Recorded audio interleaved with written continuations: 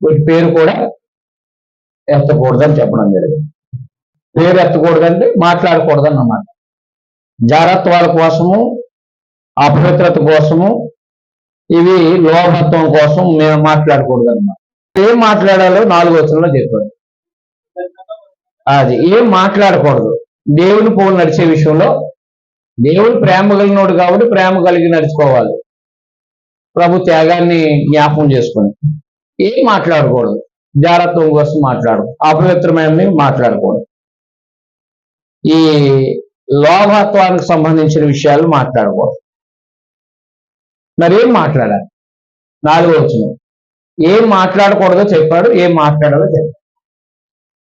క్రైస్తవుడు దేవుని పోలు నడుచుకోవడంలో ఏం మాట్లాడాలి, ఏం మాట్లాడకూడదు. ఏం మాట్లాడాలి?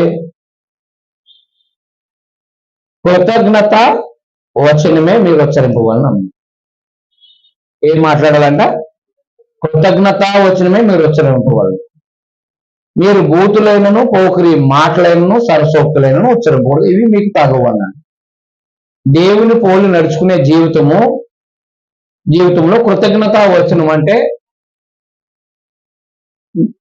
చేసిన ఉపకారానికి లేదా మేలులకి మనము కృతజ్ఞత వచనం మాట్లాడాలన్నమాట. అదేందండి, కృతజ్ఞత వచనము మాట్లాడాలన్నమాట. కృతజ్ఞత భావంతో మాట్లాడాలి. కృతజ్ఞత భావంతో మాట్లాడాలి. దాంట్లో ఏం మాట్లాడకూడదు అంటే బూతులైనా అన్నమాట.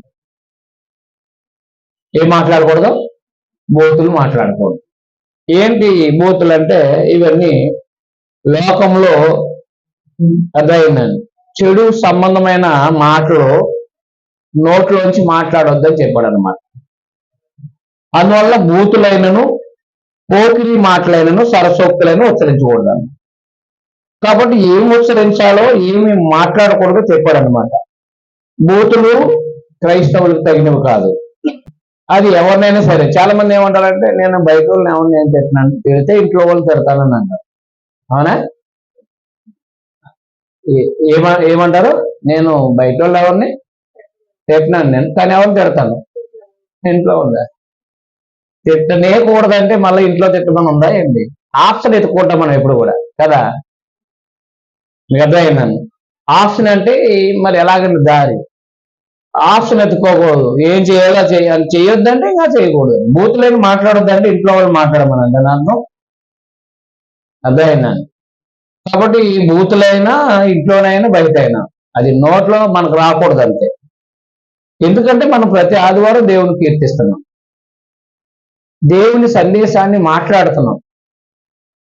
మన ప్రభు రక్తం ద్వారా మనం కొనబడిన వాళ్ళం కాబట్టి మనము బూతులైనను, సరస్వతులైన, అది వెర్రి మాటలు అన్నాడు కదా. వెర్రి మాట, పోకిరి మాటలైనను, అర్థమైందండి, పోకిరి మాటలైనను, సరసోక్తులైనను ఉచ్చరించకూడదు. ఇవి మీకు తగవన్నాడు. సరసోక్తులు అంటే ఏంటి? ఏలా కోలలాడే మాటలు అన్నమాట. వేళకోళంగా మాట్లాడే మాటలు ఉండేది చూసారా, నవ్వించడానికి లేదా వేరే అవి మాట్లాడదు. పోకిరి మాటలు అంటే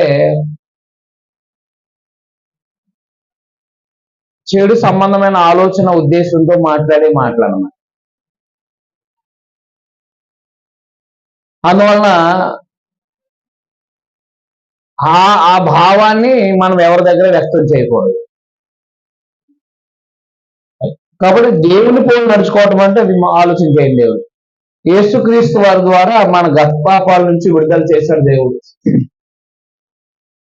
మనల్ని కుమారులుగా స్వీకరించాడు. మనల్ని ఏం చేశాడు? కుమారులుగా స్వీకరించుకున్నాడు. మహిమైశ్వర్యాన్ని ఇచ్చాడు. క్రీస్తునందు మనకు దేవుడు మహిమైశ్వర్యాన్ని అనుగ్రహించాడు. సువార్త మనమే ప్రకటించాలని దేవుడు నిర్ణయించాడు.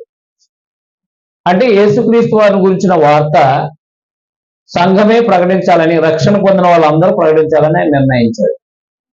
ఆరాధన సంఘమే చేయాలని నిర్ణయించాడు. అందువలన ప్రభు గురించి లోకంలో వాళ్ళు ఏదో అభిమాన రీతిగా మాట్లాడితే ఆయన అంగీకరించరు. సంఘమే సువార్త ప్రకటించాలన్నమాట. ప్రకటించే వాళ్ళు, లేకపోతే క్రీస్తునందు రక్షించబడినట్టు వాళ్ళు, దేవుని పోలే నడుచుకోవాలి అన్నమాట. ఈ నడుచుకునే విషయంలో మనం ఇదివరకు కనపరిచిన జీవన శైలి అనేది కనబడకూడదు అన్నమాట. ఎఫెసీలో ఉన్న వాళ్ళు అన్ని జనుల్లో నుండి క్రైస్తవులైన వాళ్ళు ఉన్నారు, యూదులు కూడా ఉన్నారు. అన్ని జనుల్లో ఎక్కువ అన్ని జనులైన వాళ్ళు ఎక్కువ నోరు ఏం మాట్లాడుతుంది? అన్ని జనుల్లో ఉన్నవాళ్ళు ఎక్కువ నోరు ఏం మాట్లాడుతుంది? మాట్లాడే ప్రతి మాట బూత్ ఉంటుంది. ప్రతి మాటకి వేల కొలాలు ఉంటాయి. అదే ఈ లైంగిక నేరాల గురించి మాట్లాడుకోకుండా ఉండలేదు. ఎందుకంటే ఎక్కువ అదే కోణంలో ఉంటారు కాబట్టి, అదే విధానాల్లో ఉంటారు కాబట్టి జనం అది మాట్లాడుకోకుండా ఉండలేరండి. అందువల్ల మనం ఏ ప్రాంతంలో ఉన్నా ఆ ప్రాంతంలో ఉన్న చెడుతనాన్ని గురించి మాట్లాడుకోకూడదు. వారు మార్చబడడం కొరకు మనం ప్రార్థన చేయాలి తప్ప వారు చెడుతనాన్ని మాట్లాడి మన నోరుని అపవిత్రం చేసుకోకుండా జాగ్రత్త పడాలి. అందువల్ల మాట్లాడకూడనివి బూతులు, మాట్లాడకూడనివి ఏంటి? బూతులు, సరసోక్తులు, పోకిరి మాటలు మాట్లాడకూడనివి అన్నమాట. క్రైస్తవులు మాట్లాడకూడనివి అన్నమాట. ఆలోచన చేయండి దేవుని పిల్లలు. 5వ వచనం, ఇవి మీకు తగవు అంటే మీ స్టేటస్ కాదు, ఇది మీ స్థితి కాదు మాట్లాడడానికి. 5వ వచనం చూడండి, వ్యభిచారి అయిన వివాహ నిబంధన మీరిన వాళ్ళు అన్నమాట. భర్త ఉండగా భార్య ఉండగా వేరే ఒకరితో పోయేవాళ్ళు వ్యభిచారులు. వ్యభిచారులైన అపవిత్రుడైనను దేవుడు ఏది చేయొద్దన్నాడో దాన్ని చేసి అపవిత్రపరచబడు. విగ్రహారాధికుడైన లోబి అదయన్న క్రీస్తు యొక్క దేవుని యొక్క రాజ్యానికి హక్కుదారుడు కాదన్న సంగతి మీకు నిశ్చయముగా తెలియను అన్నమాట. దేవుని పోలు నడుచుకోవటంలో ఆయన ఏమిచ్చాడంటే, దేవుని పోలు నడుచుకోవటంలో ఏం మాట్లాడకూడదు, ఏం మాట్లాడాలో చెప్తూ, ఎవరు దేవుని యొక్క పరిపాలనలో ఉండరు అని చెప్పేశారు. ఎవరు దేవుని పరిపాలనలో ఉండరంటే వ్యభిచారం చేసేవాళ్ళు ఉంటారు. ఎందుకని ఎబ్రి 13:4లో చెప్పాడు కదా, వేశ్య సంఘులకు వ్యభిచారులకు దేవుడు తీర్పు తీరుస్తాడు. అందువల్ల వివాహ నిబంధన మీరినట్టు వాళ్ళు పరలోకానికి వెళ్ళడం అంటే పరలోక పరిపాలనకి స్వంతం కాదు. అపవిత్రత జీవితాన్ని కలిగి ఉన్న వాళ్ళు కానీ, విగ్రహారాధికులైన లోహి క్రీస్తు యొక్క దేవుని యొక్క రాజ్యానికి హక్కుదారుడు నిజమే నిత్యత్వానికి సంబంధించింది. దేవుని రాజ్యంలో ప్రవేశించడం బాప్తిసం, దేవుని రాజ్యంలో ప్రవేశించడం బాప్తిసం, దేవుని రాజ్యాన్ని హక్కుగా కలిగి ఉండడం నిత్యత్వానికి సంబంధించింది. అర్థమైందండి. అందువల్ల ఎవరు దేవుని యొక్క రాజ్యానికి హక్కుదారులు కారు అనేది 5వ వచనంలో తెలియవచ్చు. ఎవరు దేవుని రాజ్యానికి హక్కుదారులు కారు, ఎవరు దేవుని రాజ్యానికి హక్కుదారులు కారు. 6, వ్యర్థమైన మాటల వలన ఎవడు మిమ్మల్ని మోసపరచనీయకండి.